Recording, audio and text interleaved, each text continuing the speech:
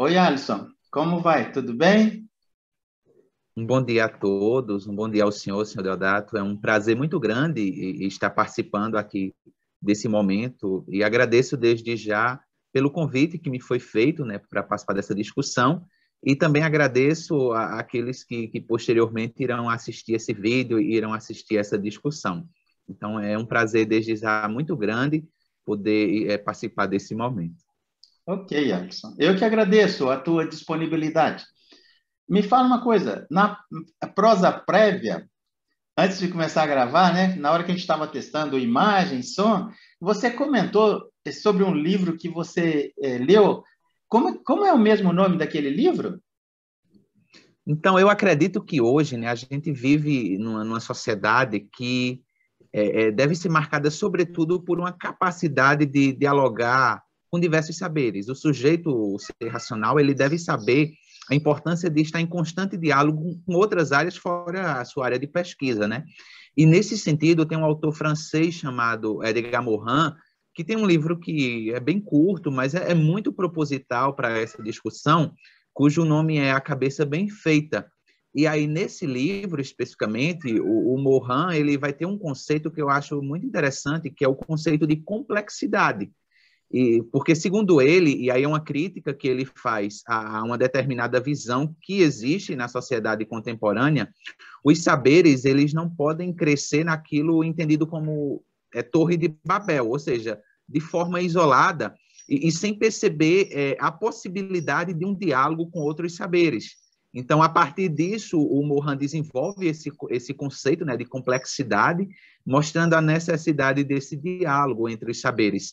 Por um lado, para essa compreensão desse dinamismo do mundo contemporâneo, né? E por outro, para criticar aquilo que ele entende como Torre de Babel, né? Aquela forma de saber que cresce de modo isolado e sem perceber essa necessidade de uma conexão com outros saberes.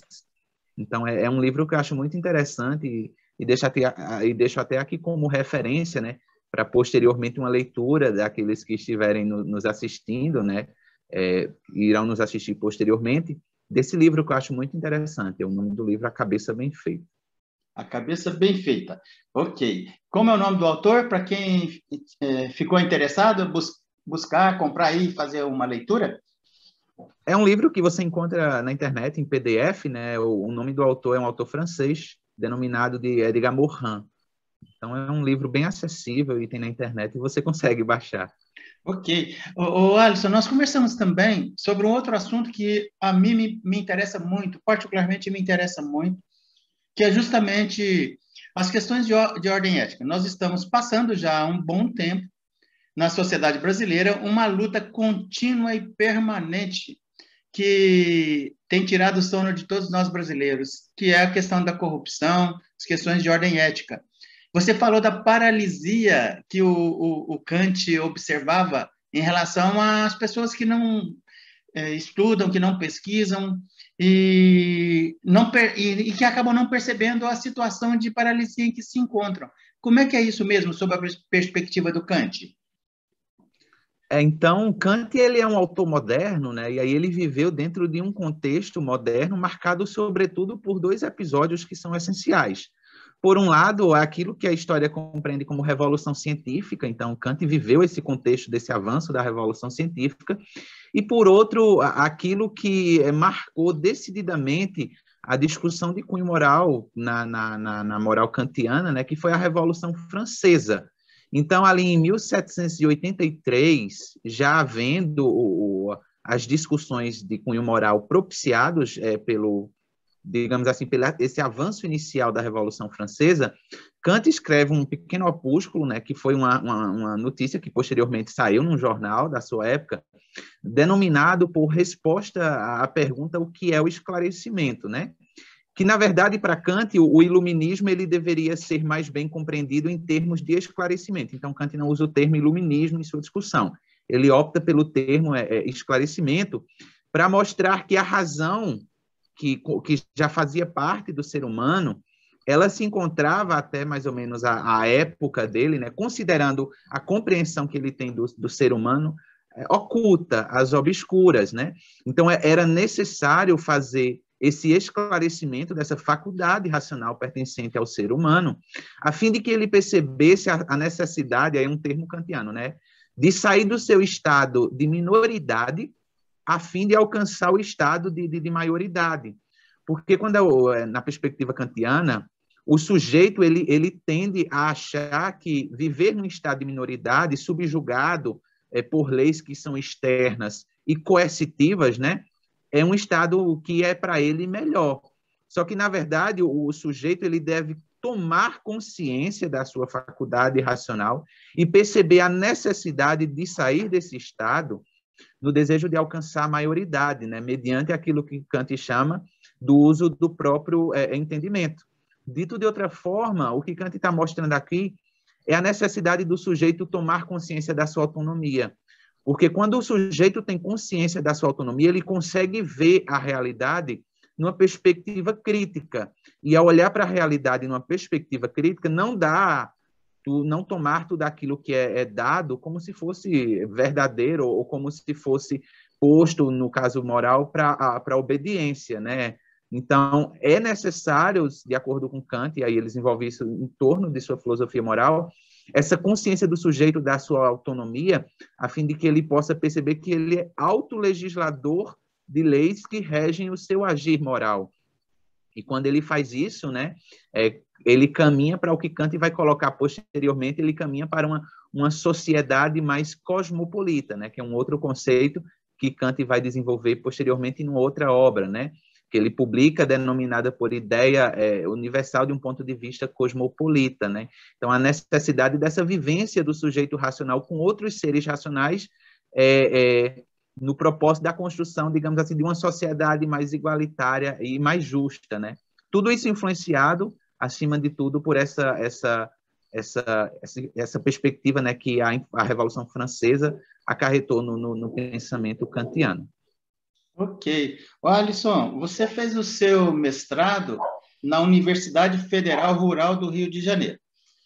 Eu estava dando uma olhada aqui no teu Lattes. Você pesquisou, qual foi o objeto da sua pesquisa no mestrado? Então, a minha dissertação, ela tem como título, né, a razão prática no pensamento de Immanuel Kant e a relação com a praxis humana. Ok, eu vou chamar a vinheta. Daqui a pouco, depois da vinheta, vamos conversar sobre as tuas pesquisas no mestrado, ok? Já já a gente volta.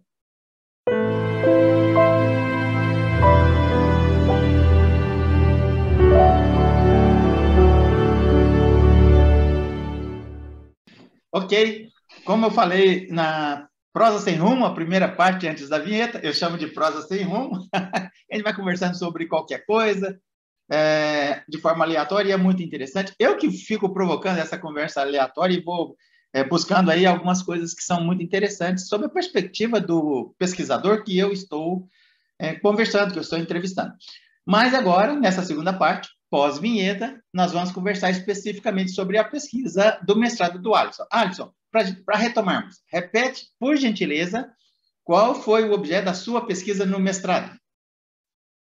Então, inicialmente, né, o tema da minha pesquisa teve como título A Razão Prática no Pensamento de Immanuel Kant e a Relação com a Praxis Humana.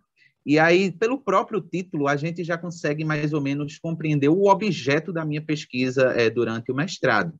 Antes de introduzir um pouco a discussão sobre esse objeto, e assim apresentando a ideia central, né, que eu desenvolvi durante o mestrado, é importante a gente ter em mente que Kant é um autor moderno, como eu já tinha dito anteriormente, e nasceu ali na Alemanha, né, no ano de 1724, e morreu no ano de 1804. Então, Kant viveu o século que a história conhece como o século das luzes, né, o iluminismo.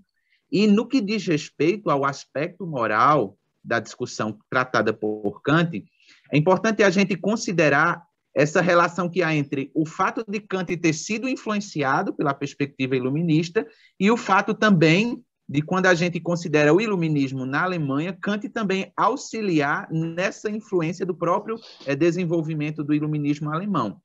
E aí, feito essa introdução inicial, né, para a nossa reflexão, quando a gente trabalha com o discurso moral kantiano, que, ao meu ver, é uma das mais belas propostas morais que a gente encontra dentro da filosofia, quando a gente toma a filosofia em sua totalidade, e aqui eu faço um outro parênteses antes de iniciar, e trago um outro livro para, posteriormente, quem estiver nos escutando, poder também ler, que eu acho um livro muito interessante, que é de um autor americano chamado Edgar Sidgwick.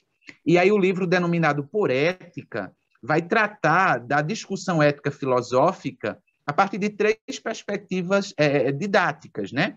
Por um lado, ele vai considerar que a discussão ética na filosofia antiga ela se deu mais num viés ligado à questão que a gente pode chamar de virtudes, então ele vai denominar de uma ética das virtudes ali na filosofia antiga e na filosofia medieval.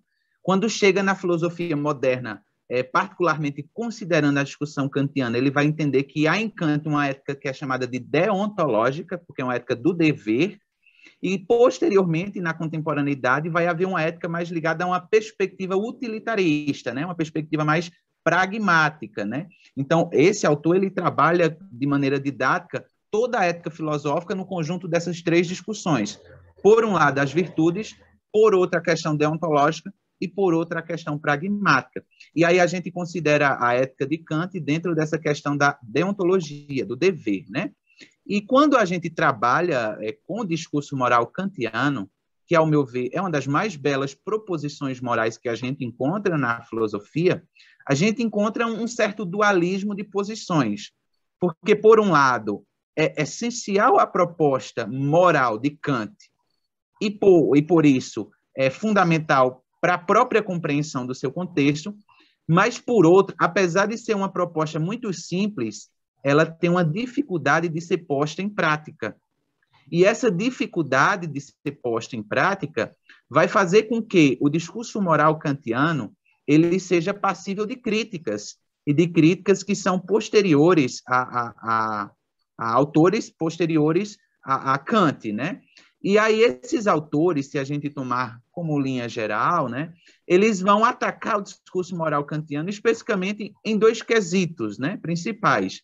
Por um lado, vão acusar Kant de um rigor formal, de um rigor excessivo nas suas fundamentações morais, e aí a gente pode pegar, por exemplo, Hegel, o próprio Nietzsche também vai fazer essa crítica lá na Gaia Ciência, e por outro, a gente também vai ver críticas inseridas ao discurso moral kantiano que vão ser tomadas na premissa de uma fundamentação sem matéria aplicável.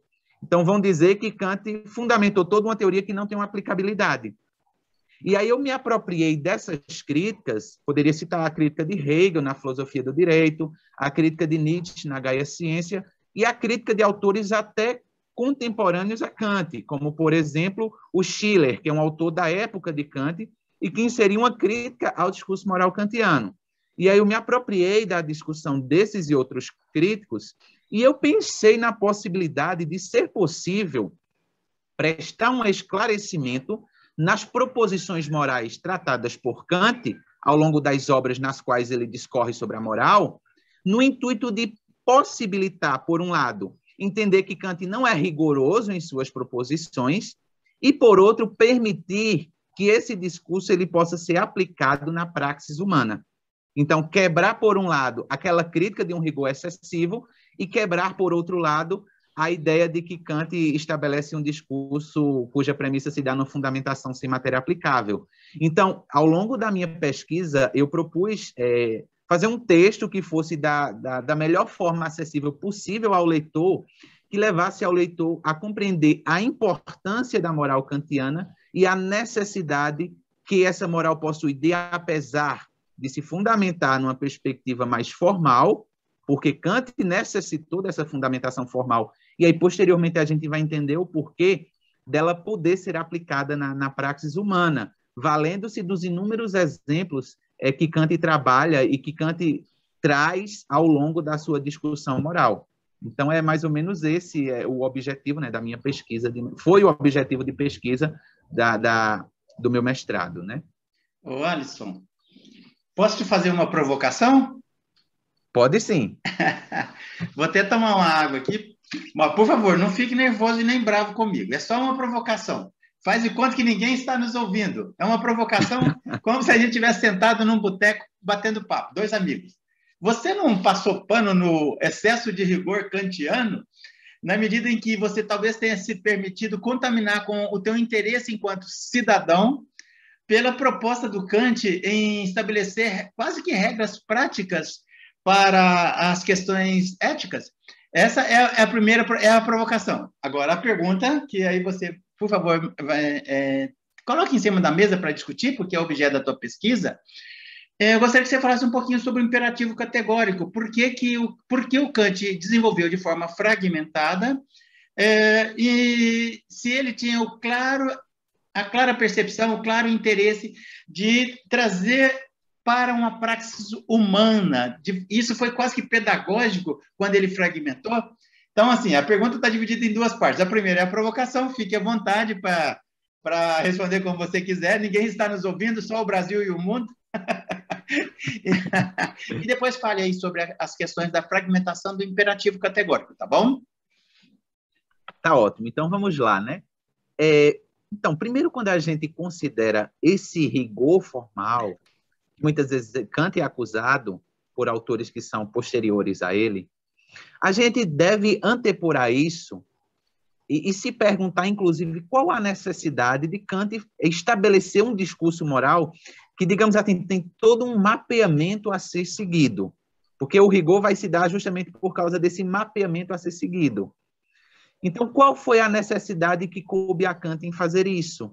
Porque Kant precisou de estabelecer um caminho para a sua moralidade, né? Para esse seu discurso moral. Porque essa vai ser a premissa-chave dessa crítica da acusação de um rigor excessivo. E aí, para a gente compreender isso, é necessário a gente voltar para o contexto que antepõe a própria vivência de Kant, né? Que é aquele contexto marcado por um regime, digamos assim, monárquico absolutista. Porque Kant vai se apropriar desse regime e vai perceber que isso imprimia ao ser humano a pertença a um estado de minoridade. Então, nesse estado, o ser humano ele não conseguia fazer o uso do seu próprio entendimento, porque a todo momento ele era direcionado por leis que eram externas, por leis que vinham de fora, por leis que vinham de outra. Então, o indivíduo, a todo momento, numa outra palavra, ele estava submisso a outros. Então, ele não conseguia alcançar o seu estado de maioridade. Então, na tentativa, é claro que a gente poderia fazer uma outra leitura, né? Mas se a gente fizer uma leitura da moral kantiana no desejo de mostrar ao ser humano a necessidade desse seu estado de autonomia, a gente vai perceber que até chegar lá, Kant precisou passar por um caminho. E aí esse caminho ele vai se dar a partir de fases, de etapas, né? Por isso que, de certa forma, nessa leitura desses contemporâneos e posteriores a Kant, há esse rigor formal. Mas esse rigor formal, quando a gente trabalha com esse rigor formal, a gente deve entender que esse rigor formal, na verdade, não gera uma fundamentação sem matéria do discurso moral kantiano. Na contramão dessa perspectiva, esse rigor formal é necessário para mostrar ao indivíduo a necessidade dessa tomada de consciência de que ele é um ser autônomo, de que ele deve exercer a sua autonomia, de que ele não deve simplesmente estar passível às leis que são externas, que são ditadas. Por exemplo, se a gente pegar a nossa sociedade contemporânea hoje, a gente vai ver que muitas vezes falta no indivíduo essa tomada de consciência dessa necessidade da sua autonomia. E a todo momento ele está coercitivo, né? Ele está sendo guiado por leis e por coisas que são externas a ele. Então, ele fica preso, de certa forma. E aí, por isso que Kant vem com esse rigor, né? Que eu não considero um rigor excessivo. Eu considero um desenvolvimento sistemático que tem por intuito mostrar a necessidade do indivíduo dessa sua tomada de consciência da sua autonomia. E aí a gente encontra, por exemplo, na Fundamentação da Metafísica dos Costumes, que é uma obra que Kant publicou em 1785, o pontapé inicial dessa sua discussão moral. Não que Kant não tenha discutido a moral anterior à fundamentação da Metafísica dos Costumes.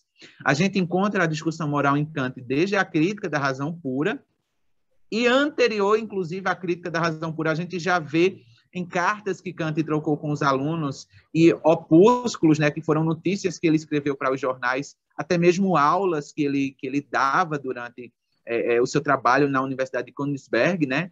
Essa sua discussão e o desejo dele em refletir sobre essa questão moral, para mostrar ao indivíduo a importância dele autorrefletir sobre a sua autolegislação racional.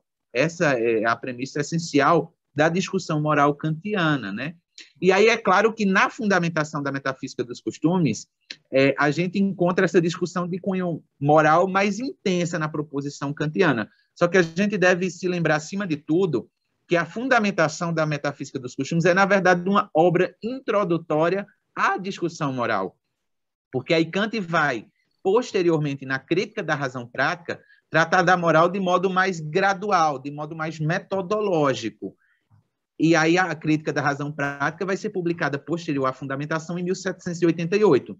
Só que antes disso, quando a gente trabalha com a crítica da razão pura, a gente percebe que a crítica da razão pura ela teve, no mínimo, 2 edições. Alguns autores que defendem 6 ou 7 edições. E isso tudo se deu por causa das críticas, né, que a obra teve e a necessidade de Kant reformular determinados pontos para tornar mais claro o seu propósito, né? Mas quando a gente pega especialmente a segunda edição da Crítica da Razão Pura, que foi publicada em 1787, a gente percebe que nela Kant já mostra a necessidade de uma discussão moral. Então, desde o prefácio à segunda edição da Crítica da Razão Pura, a gente já vê a premissa de que aquilo que foi limitado, a discussão que foi limitada no uso teórico da razão, ela pode ser transportada para o uso prático. Porque quando o Kant trabalha com a metafísica, e aí ele vai se valer da divisão feita pelo Christian Wolff, né? Ele vai trabalhar num primeiro momento na crítica da razão pura com a metafísica num sentido geral, e aí vai mostrar que a metafísica nesse sentido geral ela não é possível como ciência, mas num segundo momento ele vai trabalhar com a metafísica num sentido especial. E aí, principalmente na dialética, ele vai discorrer sobre essas questões que são especiais à metafísica, né? Que é as questões sobre Deus, sobre a liberdade e sobre a alma. E ele vai mostrar na dialética, e transportando isso para o cânone da crítica da razão pura, o uso regulador que essas ideias possuem. E vai fazer essa transposição para esse viés prático.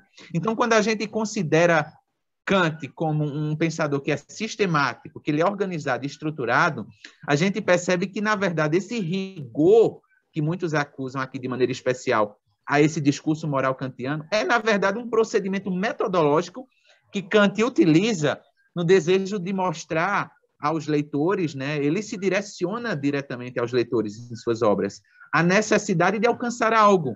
E aqui, quando a gente considera o aspecto prático, né, a necessidade de o sujeito alcançar esse seu estado de autonomia, a fim de que ele possa perceber a sua capacidade de ser autolegislador de leis que regem o seu agir moral.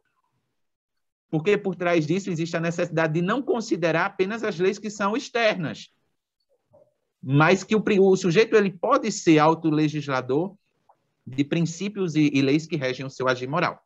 Então, feito essa consideração inicial, né, a gente vai trabalhar agora um pouquinho com um imperativo categórico, né, que é um conceito essencial na parte moral de Kant. Só que para que a gente possa chegar ao imperativo categórico e perceber a necessidade que coube a Kant em desenvolver esse imperativo de formas distintas, né, em fórmulas distintas que se somam em unidade à mesma lei, é necessário a gente considerar de forma mais ampla a proposta de Kant ao longo da fundamentação da metafísica dos costumes. Como eu disse anteriormente, a fundamentação ela foi publicada em 1785, e aí a fundamentação ela é dividida basicamente em 3 seções. A gente tem uma primeira parte, onde Kant vai trabalhar com aquilo que ele denomina lá no prefácio de uma filosofia moral popular, e vai buscar nessa filosofia moral popular o princípio que fundamenta essa filosofia, e aí ele vai encontrar esse princípio na noção de boa vontade, e no fim dessa primeira sessão, Kant vai de certa forma, ele vai aproximar o conceito de boa vontade com um conceito de dever, mostrando que o dever contém em si a noção de boa vontade. Só que o ato de conter a boa vontade, quando a gente pega o termo conter linguisticamente falando, isso implica dizer que o dever, além de conter essa boa vontade, que é necessária para qualquer ação moral, o dever pode conter outras coisas também além da boa vontade. Então, quando o Kant ele traz esse conceito de dever ainda na primeira seção, ele faz uma distinção entre as ações por dever e as ações conforme o dever. E aí, quem acusa Kant desse estrito rigor formal em suas proposições, tende a dizer que Kant, de certa forma, faz essa distinção, mas privilegia apenas as ações por dever, enquanto deixa à parte as ações conforme o dever. E é interessante a gente perceber a possibilidade de uma nova leitura nessa distinção, porque em Kant há a possibilidade de alcançar o valor moral de uma ação que ocorra conforme o dever, desde que guiada por uma inclinação imediata. Então, por exemplo, de um exemplo prático, né? Se eu pegar o caso, se eu estiver numa rua e uma vizinha minha que é idosa estiver passando lá, eu não vou deixar de ajudar ela. Apesar de eu ter uma inclinação com ela imediata, por conhecer ela, eu vou ajudar ela. Então, esse caso, esse exemplo, quando a gente trabalha com essas ações por dever e conforme o dever, a gente vê que é uma ação que ocorre conforme o dever, mas é guiada por uma inclinação imediata e, por isso, produz o valor moral e também pode, inclusive, ser capaz de alcançar até o que Kant chama de estima moral de uma ação. Então, quando ele faz essa distinção ainda na primeira seção, ele transpõe isso para a segunda seção da fundamentação, porque é na segunda seção da fundamentação onde ele vai desenvolver o conceito de dever. E, ao desenvolver o conceito de dever, ele vai trazer a noção de imperativo, porque o dever ele ocorre conforme um imperativo para Kant. Todo dever ocorre conforme um imperativo para Kant. Só que esse imperativo ele pode ocorrer por duas vias. A gente pode ter um imperativo hipotético e a gente pode ter um imperativo que é categórico. Os imperativos hipotéticos, eles também assumem uma subdivisão interna, mas o fundamento principal dos imperativos hipotéticos é você fazer uma ação tendo em vista o fim que você quer alcançar. Ou, dito de outra forma, você escolher máximas para o seu agir moral, tendo em vista o fim que você quer alcançar. E aí Kant vai mostrar que, nesse sentido, essas ações elas não são passíveis de produzir a aprovação moral, porque elas ocorrem, sobretudo, de uma perspectiva subjetiva. O indivíduo adota uma máxima que é subjetiva, e por ser subjetiva e não ser universal, ela não produz uma aprovação moral. Então, Kant reflete sobre os imperativos hipotéticos, mas, de certa forma, mostra a necessidade de uma transposição desses imperativos hipotéticos para o imperativo categórico. E aí, quando Kant chega no imperativo categórico, Kant percebe, por um lado, a complexidade que o mandamento da lei possui, e, por outra, a necessidade de trabalhar com esse mandamento, o imperativo categórico, em sua totalidade. Só que, para trabalhar com o imperativo categórico na totalidade, a fim de destacar tudo o que ele contém, como se fosse esfacelar o imperativo, né? Esmiuçar cada parte desse mandamento do dever, Kant ele trabalha de forma fragmentada o imperativo categórico. E aqui ele desenvolve aquilo que eu entendo como tese da totalidade, né? Eu diria assim, uma tese da totalidade e uma tese da equivalência. Porque, da mesma forma que o imperativo categórico ele é trabalhado no que diz respeito ao seu todo, Kant decide dividir esse imperativo e trabalhar com uma equivalência entre as partes que ele pode ser subdividido. E aí, na própria fundamentação, ele vai dizer que, basicamente, o imperativo categórico ele é composto de uma forma. Então, a gente tem um princípio que é formal do mandamento dever, a gente tem um princípio que é material, e é nesse princípio que ele é aplicado na praxis humana, e a gente tem um outro princípio que é ligado a uma determinação complexa de todas as máximas. E aí, como trabalhar tudo isso a partir de um mesmo imperativo categórico? Por isso que é necessário o auxílio dos comentadores, né? Porque os comentadores vêm nessa discussão, como, por exemplo, autores como Alan Wood, né, que é um autor americano, o Henry Allison também, até o próprio Otto Friedhof, né, que é um pensador alemão, né, um filósofo alemão, e eles desenvolvem esse trabalho com o imperativo categórico a partir de fórmulas. Então, eles vão dizer que, basicamente, o imperativo categórico ele pode ser dividido em 3 partes, assim como Kant fez essa divisão. E, num primeiro momento, a gente teria aquilo que eles vão denominar de fórmula da lei universal, para mostrar a necessidade da conformidade entre a máxima adotada e a lei universal uma validade para todos os seres racionais. Então, o indivíduo, nesse primeiro momento, ele deve adotar máximas que têm em vista a universalização. Ou seja, dito de outra forma, o indivíduo só poderia fazer aquilo que ele pensasse que o outro sujeito também guiado pela mesma máxima poderia fazer, porque a lei ela é universal e possui validade para todos os seres racionais. Só que o imperativo categórico ele não tem apenas uma perspectiva formal, ele também tem uma perspectiva material e, nesse sentido, ele pode ser aplicado na praxis humana.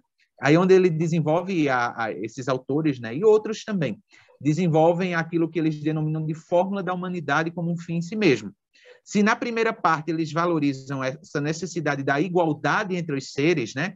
Discorrem sobre essa necessidade de uma igualdade entre os seres, que adotam princípios subjetivos tendo em vista a lei objetiva necessária e universal, nesse segundo momento, esses princípios são adotados tendo em vista a necessidade de considerar, acima de tudo, a dignidade humana. Então, você não pode agir de acordo com Kant, né, numa perspectiva moral, e ferir a dignidade do outro. Então, como consequência, você nunca pode tratar o ser humano simplesmente como um meio. Você tem que tratá-lo sempre como um fim.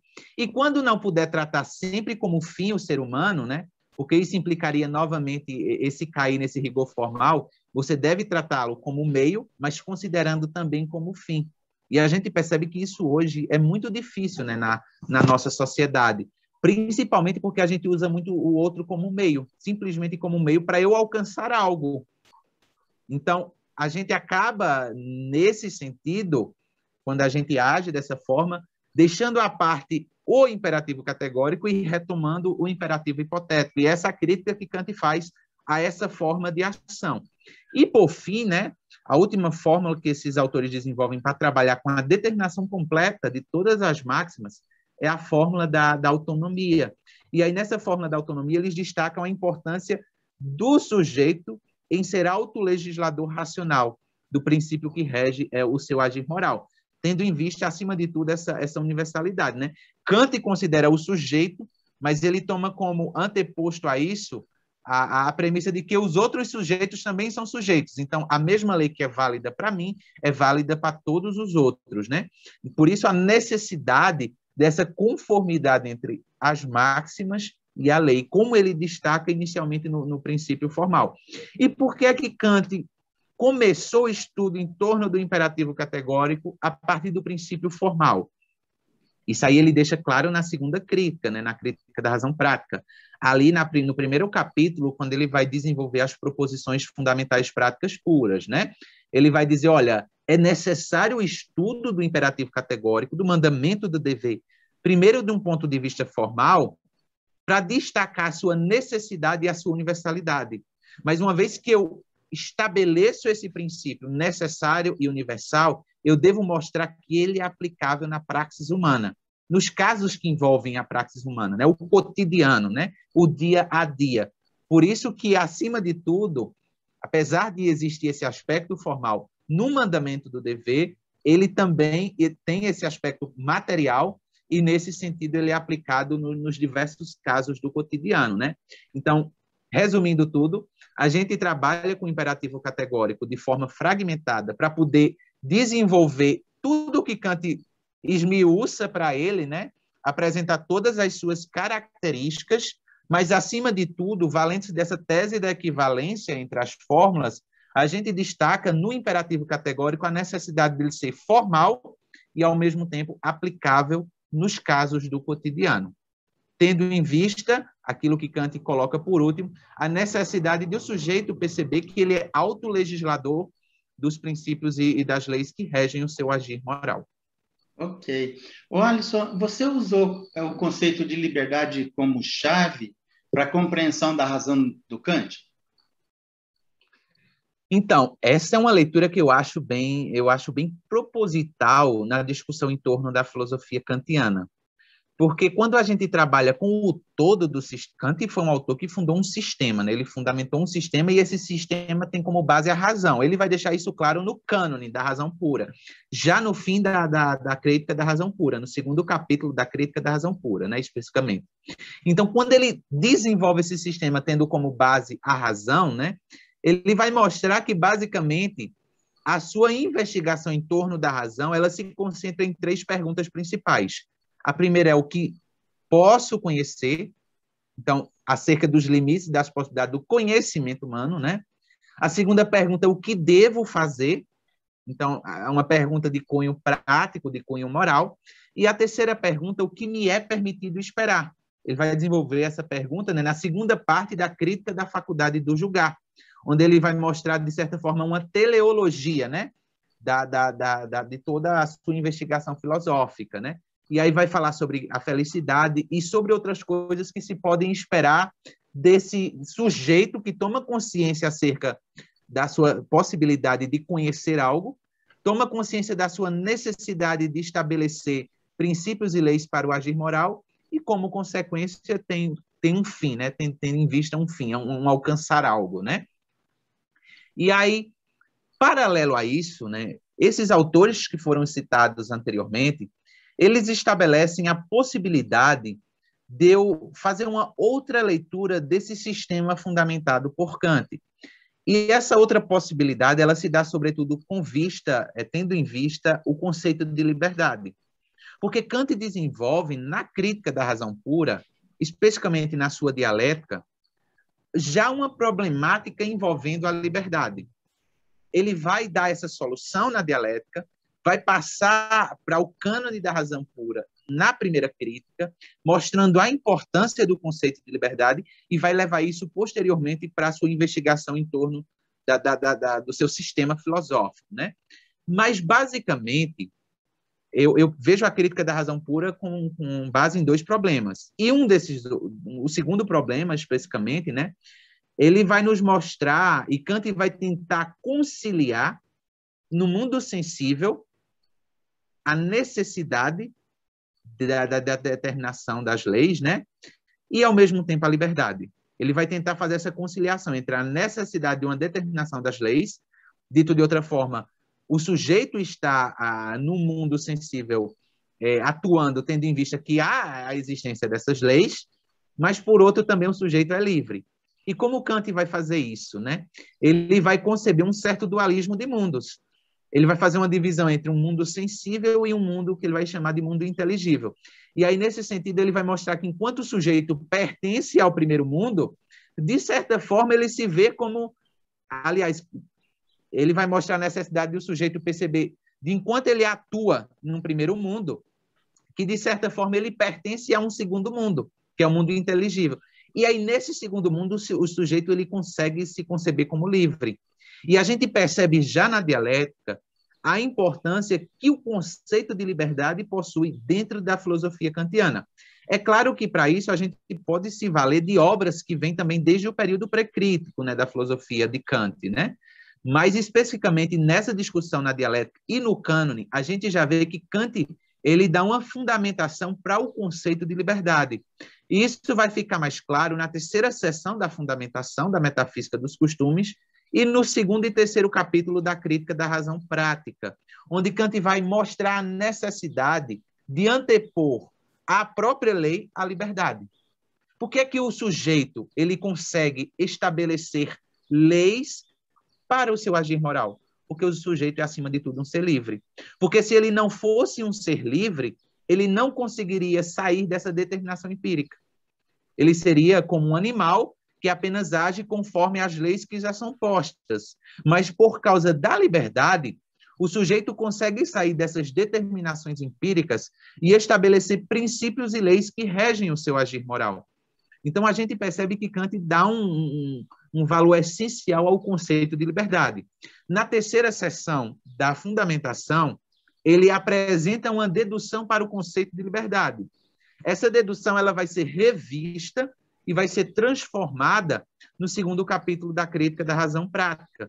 Porque enquanto na terceira seção da fundamentação, a dedução do conceito de liberdade parte do dualismo existente entre o mundo sensível e o mundo inteligível, tendo em vista a própria discussão já feita na dialética, no segundo capítulo da crítica da razão prática, Kant vai deduzir a liberdade como, ele usa até a expressão em latim, né, como um factum da razão, como algo que já está contido na própria razão. Então, na própria razão já tem a ideia de liberdade. E quando o sujeito toma consciência dessa sua capacidade racional, como consequência, o sujeito já tem consciência da sua liberdade. Só que o problema é quando isso vem para o mundo sensível, né? O problema é quando isso é aplicado no cotidiano, porque até que ponto o sujeito ele exerce a sua liberdade numa sociedade e até que ponto essa liberdade, ela de certa forma é negada, tendo em vista uma coercitividade, ou dito de outra forma, tendo em vista uma determinação que vem por fora. Porque, por exemplo, quando a gente pega uma sociedade como a nossa, vivida num regime democrático, né? Que aparentemente é um regime democrático, mas existe a todo momento que leis, né, que são ditadas externas, são ditadas de fora do sujeito, e vem para ele é obrigado a agir. Então, até que ponto o sujeito é livre nessa perspectiva? Até que ponto o sujeito é livre quando ele está agindo? São essas questões que Kant traça, tanto na sua crítica da razão prática, quanto em obras posteriores, como, por exemplo, uma obra denominada de de metafísica dos costumes, né? Kant tem a fundamentação da metafísica dos costumes, que é publicada em 1785, e tem uma obra que se chama Metafísica dos Costumes, que ele publica em 1797, já próximo à morte, né? Foi uma obra já no fim da vida de Kant. Então, todo esse conjunto das discussões em torno da liberdade, ela é favorável no que diz respeito à possibilidade de uma reinterpretação da própria filosofia kantiana. E essa premissa não é minha. Por exemplo, o Alan Wood, né, que é um dos maiores expoentes da filosofia kantiana no que diz respeito aos Estados Unidos, né, ele adota essa premissa, a possibilidade de eu compreender o todo da filosofia kantiana a partir do conceito de liberdade. E uma vez tomando a liberdade como conceito essencial do uso prático da razão, a liberdade permite, inclusive, a possibilidade de reinterpretar o próprio uso teórico da razão. E aqui, especificamente, a crítica da razão pura. Então, na minha pesquisa, né, no terceiro capítulo da minha dissertação, eu trabalhei principalmente com esse conceito de liberdade, tendo em vista a necessidade de mostrar a importância da liberdade para a filosofia kantiana, o que muitas vezes é deixado até à parte, né? O que muitas vezes a gente não considera. Só que a gente deve perceber a importância que o conceito de liberdade tem na filosofia kantiana como um todo. Então, é isso. Ok. Alisson, a gente está caminhando para o final, para o final da nossa conversa, do nosso bate-papo, dessa primeira conversa, na verdade, porque eu pretendo, desculpe, voltar a conversar com você outras vezes no futuro. Eu queria te fazer duas perguntas para concluirmos. Qual foi a conclusão que você chegou ao final do teu mestrado? E queria saber se você pretende continuar pesquisando Kant no doutorado. Pronto. Então, quando eu cheguei, a conclusão foi assim, a conclusão sempre é a parte mais onde você apresenta o resultado das suas pesquisas, né? E, de certa forma, você mostra que aquilo pode ser importante. Então, a primeira conclusão que eu cheguei, depois da minha pesquisa, é que você pode entender de uma forma distinta o discurso moral kantiano e diferente daquela na qual comumente ele nos é posto. Porque você pode perceber que, por um lado, há esse rigor que não é excessivo em Kant, é um rigor que a gente entende como um rigor metodológico, e há, como consequência disso, a necessidade de uma aplicabilidade desse princípio na praxis humana. Então, essa foi uma das principais conclusões que eu cheguei na minha pesquisa, tendo em vista o esclarecimento, né, de algumas passagens que eu propiciei a partir da minha interpretação, que eu fiz uma análise bem gradual da fundamentação, da crítica da razão prática e de parte da crítica da razão pura e de outras obras também que fazem parte da filosofia crítica de Kant, né? Mas a principal conclusão que eu cheguei foi essa. É necessário entender de uma forma distinta as proposições kantianas daquela na qual comumente elas nos são postas se a gente pegar os críticos ao discurso moral kantiano. E, inclusive, como consequência dessa nova possibilidade, isso, de acordo com a minha leitura, nos abre a oportunidade de percebermos que é importante considerarmos outras discussões tratadas por Kant que não são muito consideradas quando a gente trabalha com Kant. E que discussões são essas? as discussões em torno da filosofia da história e da compreensão da natureza humana. Kant desenvolve uma filosofia da história que, muitas vezes, no curso da própria discussão em torno da filosofia da história, não é compreendida. Mas, quando a gente trabalha com esse esclarecimento do discurso moral kantiano, a gente percebe que, na verdade, a filosofia da história de Kant é um progresso que Kant narra do homem acerca da necessidade da sua tomada da consciência da liberdade.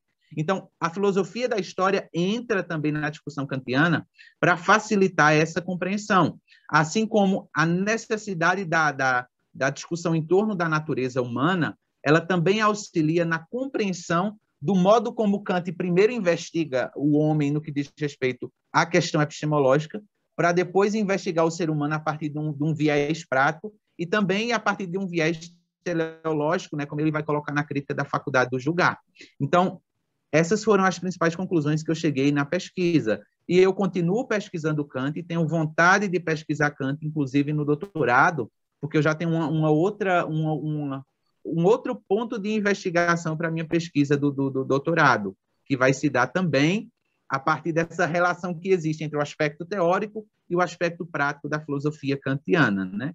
Então, vamos continuar na pesquisa de Kant, porque eu acredito que Kant é um autor essencial, né, na filosofia. E assim como ele é essencial, também muitas vezes ele é tido com um certo rigor ou receio, porque ele é muito complexo em algumas determinadas questões, né? Mas aí a gente tem esse trabalho, né? Essa tarefa de, como pesquisador, de como contribuinte da filosofia, tentar tornar mais clara discussões que comumente não são. Ok, Alisson. Você que nos assistiu até aqui, acompanhou a conversa, a troca de ideias aí com o Alisson acerca das pesquisas no mestrado, eu deixo aqui o convite para você deixar os seus comentários, mandar as mensagens para o Alisson aí, dar o seu like ou dislike, concordar, discordar, caminhar com o Alisson aí nesse universo kantiano. E deixo também o convite para você seguir o canal, acionar o sininho para receber as notificações das entrevistas futuras. Alisson, muito obrigado, foi um prazer enorme conversar com você, e no futuro a gente volta a conversar, tá bom? Tá, eu também agradeço muito pela oportunidade e por poder divulgar um pouco essa minha pesquisa e essa minha discussão em torno da filosofia kantiana. Ultimamente eu tenho partido um pouco mais para a investigação em torno da questão teórica de Kant, que também é muito importante para a compreensão da sua filosofia, mas estamos aí nessa investigação em torno daquilo que eu denomino como uma tese da unidade que a razão ocupa nos usos nos quais ela se subdivide na filosofia kantiana, o uso teórico e o uso prático. É importante a gente trabalhar no conjunto, né, essas discussões. Então, muito obrigado a todos e muito obrigado pela oportunidade de poder participar com vocês desse momento. Ok, Alisson. A gente volta a conversar no futuro. Um abração. Tchau, tchau.